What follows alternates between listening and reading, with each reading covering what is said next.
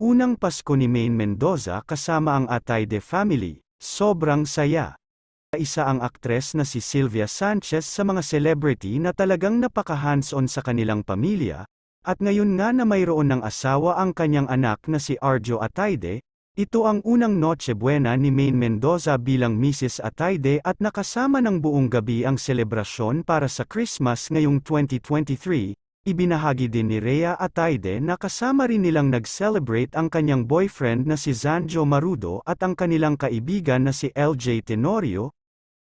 Bakas sa pagmumukha ni Maine ang sobrang kasiyahan, dahil ramdam niya ang mainit na pagmamahal at pagtanggap ng Atayde family simula pa nung magkasintahan pa lamang sila.